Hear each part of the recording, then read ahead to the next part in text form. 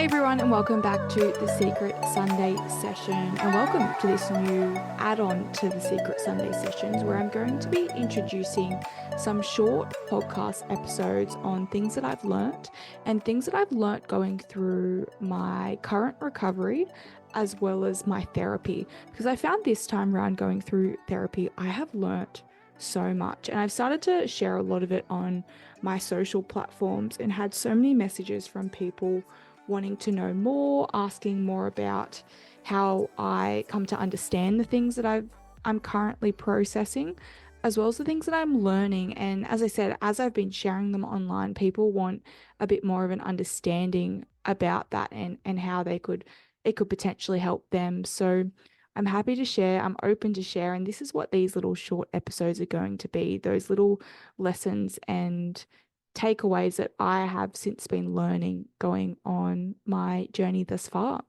So, this episode, I'm going to be talking about the parts. So, there's sort of different, I think, ideas around part therapy and interpersonal therapy. And I had no idea about any of it. I don't even believe I was doing parts therapy with my therapist. It kind of just came about after one therapy session that I decided to map it out. And that's how it best sort of helped me understand my system and how my system operates. And obviously, with the current treatment I'm undergoing for the PTSD that I was diagnosed earlier this year, it was all around EMDR, which is the eye rapid movement therapy. Um, and it has been amazing, that treatment. It has definitely been a lot. We realized going through my therapy that it probably wasn't the best at the start. We went straight all in, and I didn't cope. My system didn't cope very well because I hadn't dealt with a lot of the traumas that were coming up for me. And all of a sudden, we just went straight into processing the really dark and deep ones. And mentally, I didn't cope. Physically, I didn't cope. My nervous system didn't cope. It's like my therapist had, pinned a point, and all of a sudden it just released and the floodgates came out. And there were times where I felt paralytic for a decent 3 weeks, where I removed myself from society for a bit because I just couldn't get off my bedroom floor. And I was emotional and depressed, and I was just crying every single day to the point where it was hurting, like physical pain, hurting. And my body would react. I'd be triggered or something would pop up and I'd just vomit. My body was just honestly just fully releasing. And when I mean releasing, it wasn't just mentally, it was physically in every form. And I felt like I couldn't function. And I was definitely closed within my door for quite a period of time there until we sort of realized, all right, we need to change this up because therapy shouldn't be this thing where your life stops in order to heal from something. You still have to go on, you still have to function within society. And at that point, I wasn't able to. And that's not the goal, or that's not the purpose of doing therapy. It's to process things that may be holding you back, and, having that support person to help and give you tools and strategies to manage your everyday life whilst you're still living your life. And at that point, I was incapable of living my life. So we had to really draw it in and really look at a different way. And I think that's really important to note when going through therapy, because I think when I started going to therapy, especially this time around, I just wanted it done. I wanted to get over it. And so this idea of, all right, we need to go slower, the brain inside of me that did not like that was like, it's not working. We need to go faster. We need to go quicker. We need to get over this like last week. And it's not like that. So I really had to take a beat and learn to process even that this is not going to be a quick fix. And this is something that, I'm not just going to see my therapist for a month or 2 months. This is going to be a couple of years of processing this. And I had to sit with that, and I really didn't want to. So I thought it was important to note that. But of course, in this episode, we're going to touch on the parts. Now, recently, I went to my therapist last week, and there was this thing that just kept popping up that I was so afraid of and so ashamed of. And I think for me, there is a part of myself that I've always labeled as having an evil tendency. And I was so ashamed of that part because for me, I did not want that part of me to be me. I didn't want to acknowledge that that was a part of me. And so I hated it. I dismissed it. I pushed it to the side. And when it would come into my life and it would cause havoc or try to do what it needs to do in order to help my system survive, I would feel so ashamed of it and so ashamed of myself and hate myself. And I think that whole evil tendency thing came in for me because its learnt skill was an eating disorder. And I will get into like learnt skills and that in a second. But for me, if I was to have an evil tendency, that meant that I was like the people that caused trauma to me when I was younger, and I didn't want to be associated with those people. I didn't want to be known that I was a bad person or that type of person. And doing this therapy has really helped because it's made me realize that all these parts of me are not evil, are not bad. They have just learnt a skill in order of what they think I need in order to survive. Because really, all these parts within me, they have a common goal of just wanting my system to survive. And the only way they know how to do that is by the skills that they have learnt along the way. And having that perspective has given me so much relief and grace for myself instead of hating myself. So I'll talk about the parts. So for me specifically, I have identified 4 parts of myself. And there could be more I haven't discovered. But for me, this is where I'm at now. And this is what I've learned within the last sort of 7 days. So quite fresh. So my system and understanding my system, for me, I have a younger self part. I have a primary protector self, which is another part. I have a teenage evil self, is how I labeled it, although I'm trying to get rid of the evil because really it's just a teenage self. And then I have my adult self. So 4 parts for me. Now, while I'm doing this episode, I'm looking at a mind map that I have drawn, and it was drawn erratically after my last therapy session because I'd learnt so much. It was so emotional in that session that I had to come home and just start writing and drawing and making sense of what had just happened. And it was so relieving for me. And as I'm talking through this session, I am going to be referring to this because this is my system and this is how I've understood it. And so if we take it back to pinpointing my younger self. So for me, my younger self was developed obviously when I was brought into this world, and it was developed based on its first encounters in this jungle, in this life. And so it developed all its skills based on its first encounters, the first things that it witnessed and experienced. And for me, through the trauma that I had been through when I was younger, its learnt skill became silence. So it had come into contact with people and experiences that made it feel unseen, unheard, like it was unlovable and unworthy. And it let in quite toxic people because it was naive and it was hurting and it felt like it couldn't use its voice. That was so first encounters was family environments, friendships, community, and then just sort of the environment that sort of created that little person to grow up with kept reinforcing and pinpointing that skill that it had inhibited, which was silence. It grew up to a certain point where it was functioning and receiving all this trauma and trying to cope and survive the best way it knew how. And then we come into primary school. This is where my primary protector self came in. It's like that one person or that one thing that comes in and it goes, I'm going to shelter you from everything. So it came into my life when it established that this younger self wouldn't survive if it kept going on with its learnt skill. So if I kept having, the fears that come off, the naivety, like my system kept recognizing that it was not going to survive the way that it was. So it brought in the primary protector self.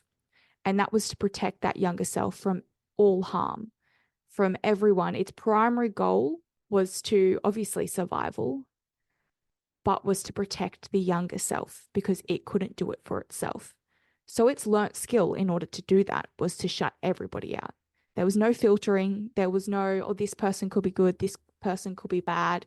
It was just a massive blanket where everybody was bad, not letting anybody in, not going to talk to anyone about my feelings, not going to open up to anyone, not going to have any friends, not having going to have any true connections with anyone. And how we're still going to survive is we're going to be on our own and we're going to get through this on our own because all we need is a protection for that younger self and we will survive this. It worked. Like that was the goal. It protected me from more trauma. I developed that perfectionist driven, motivated, strong willed personality that was always on alert and was always pushing people away, but so driven within herself to achieve and do great and feel good because that's all that she could give because she had no connection. So blocking out became my superpower of survival. As we do know, though, that can become quite exhausting. And I believe I developed that in primary school and then leading into high school. What's innate as us as humans is that we do need connection. We do need people. We long for that. We long to be loved and feel worthy and feel enough and feel seen. And I also was not in an environment where I was just shut out from the rest of the world, isolated in my bedroom 24/7. I was still interacting with people, yet not allowing myself to have these people in my life. So it created this void. I created that. My system created that because I really needed people in my life, but I wasn't allowing myself to. And unfortunately, because my primary protector self was so protective, it was so good at its job, so good at protecting that younger self from other people, it created a void within me to want other people. And it was so interesting learning this because I often felt like, where does this void come from? Like I kept feeling a pull between two parts of me. Like one part of me really wanted love and really wanted connection and wanted to find a partner and wanted to have friend groups and let people in. And then another part of me didn't want a bar of that. It was like this, as soon as people were interested in me or were becoming part of my friend groups, I put up these walls and they would never come closer. And I felt really confused by my system. I was like, why? Like, why am I jumping between these two? And then I learnt this, and it made so much sense that there is two within me. There is multiple parts within me. And so in creating that void, I had this emptiness within me that now all of a sudden, my primary protector self was not going to allow my system to survive because this void was going to ultimately kill me. And by the void, which often we talk about, it influences a lot of people to have suicidal thoughts, to let in poor behaviors, unhealthy behaviors, toxic people, toxic behaviors. And for me, that void created a lot of suicidal thoughts and a lot of unhealthy coping mechanisms. So all of a sudden, my system was like, well, she's now not going to survive again. So we need to bring in another part. And then Waltz comes in, my teenage self. Now, my teenage self is, if you can explain it in the best way, it's teenager. Doesn't listen to her parents. She's right. She's irrational. She's hormonal. Her mood is up and down. She'll jump in and jump out, and she's confused. And she's quite toxic because she's dealing with a lot of different things that she doesn't have the words for, the explanations, but she's got so many feelings going on. And this is my teenage self. And her learnt skill was an eating disorder. So her idea was to come in and extinguish pain. So she saw the void that was happening. And as soon as that void was felt, she came in like a fire extinguisher. And in order to fill that void, she brought an eating disorder in. Because at the time, that was my environment. An eating disorder was what was around me. It was what was available to me. It was the best known skill at that time based on social media, based on diet culture, based on conversation with friends, community members. And I was highly involved with sport. And I was influenced by an environment that told me looking after your health is good and will make you happier and will fill that void. So that teenage self thought, I know what I can bring to the party. I know how I can help our system. I know what I can give. And it's an eating disorder. And it did. Don't get me wrong. That eating disorder filled that void. But it was not a great skill to learn. And so a lot of even like going through ED recovery is about understanding, all right, how do we get rid of this part of us? And I think I was really torn through a lot of my ED recovery because they were always like, identify your eating disorder, like name it, separate it from yourself, separate it from your body, from your brain. It's not you. And whilst I think that is very relevant to recovery while you're going through it, this has helped me so much because I've never been able to name it because I've always felt it was a part of me.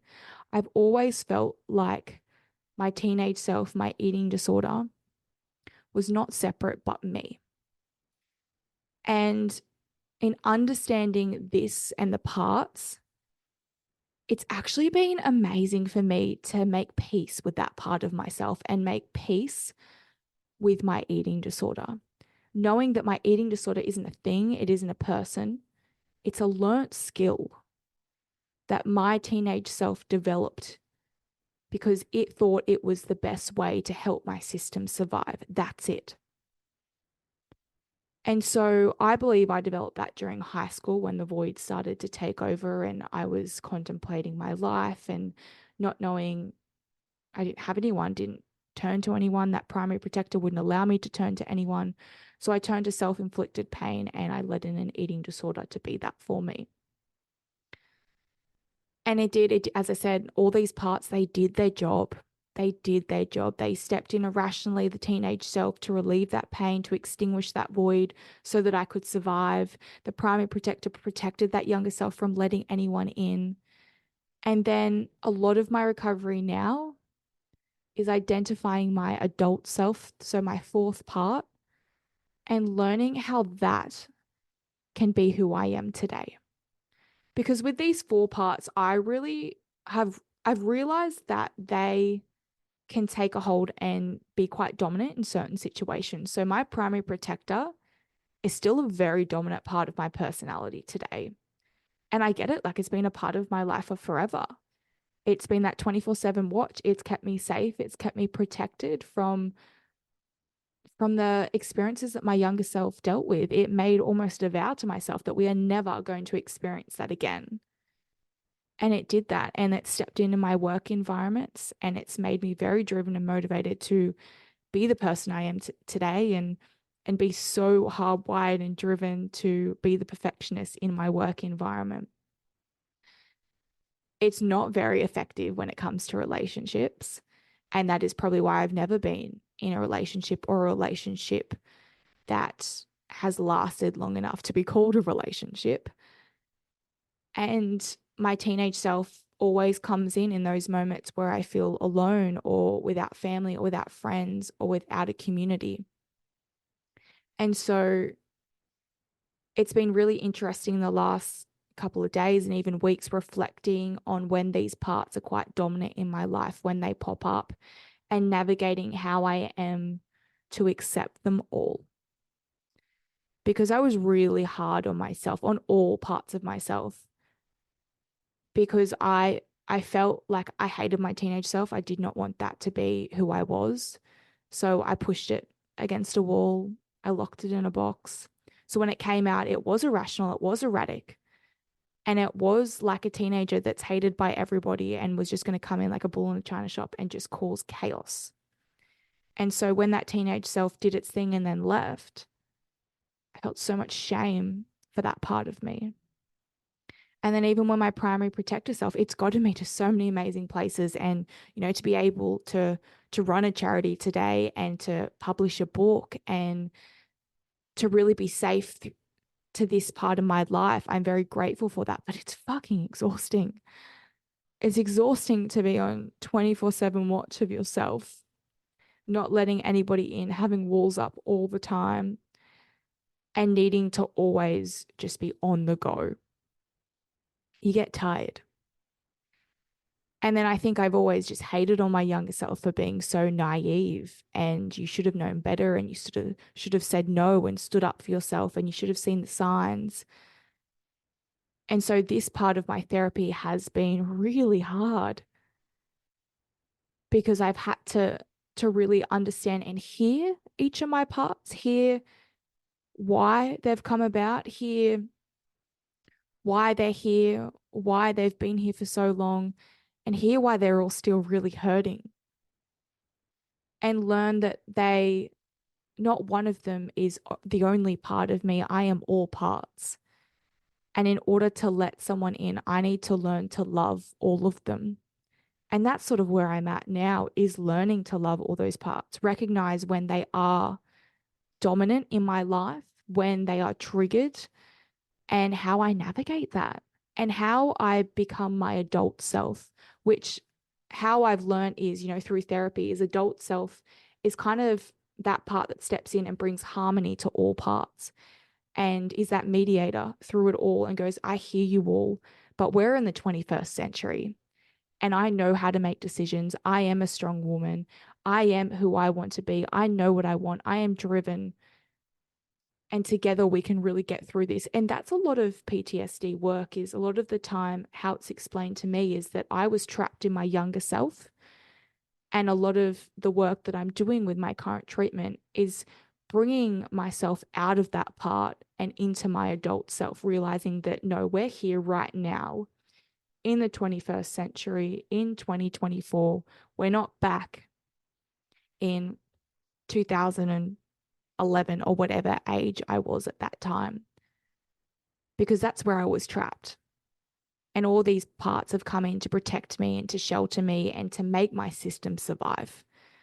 And I think in understanding that as a whole is that I am not evil. I am not a bad person. And these parts are not going away. They're all a needed part of me. They've all just learnt skills in order to help my system survive.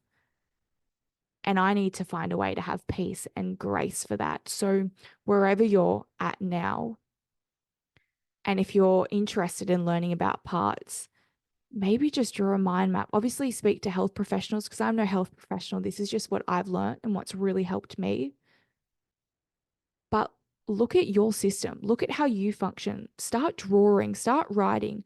I always thought I was just a writer, I was shit at drawing, but in drawing a mind map really helped in understanding my brain. So think about some things that might pop up for you, some moments that might have triggered you. If you want to reflect on my journey, then have a look at that. Have a look at maybe those four parts might be similar to yours, or maybe they're not.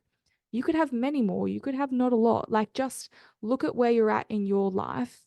Look at what part you think that you have or you have inhibited and where that's come from and what skill that part has developed.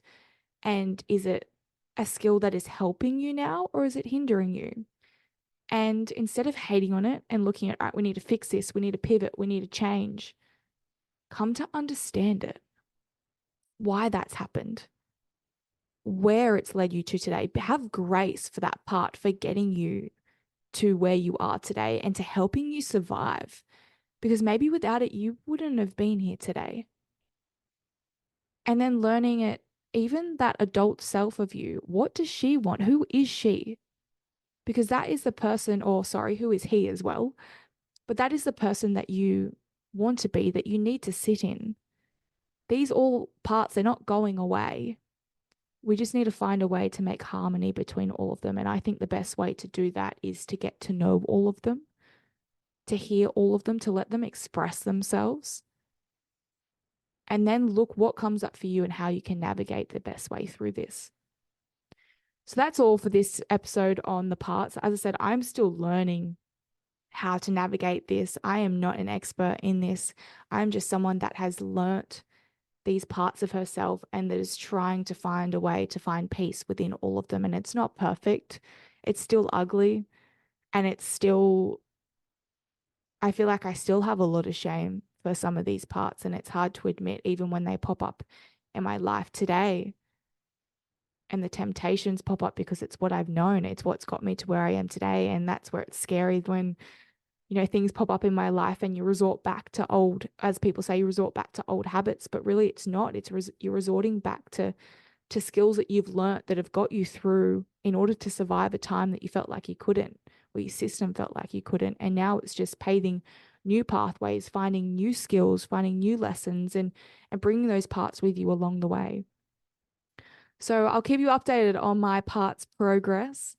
But as for now, I hope that's helped you. And please reach out, send your questions, your messages, your ideas, as well as if this has helped you or not, because I'm really interested to know if it has helped other people or if it hasn't, because perspective and understanding yourself, I think, is so pivotal. It's really helped me in my journey. So I really hope that you can provide, at least just find one thing in it that can help you. But other than that, I hope you all have an amazing day, and I hope it's planted a seed somewhere along your journey to really help you and wherever you are to be on your journey today. Sending you lots of love and a very happy and joyous day as well as a week, and I will catch you guys all very, very soon.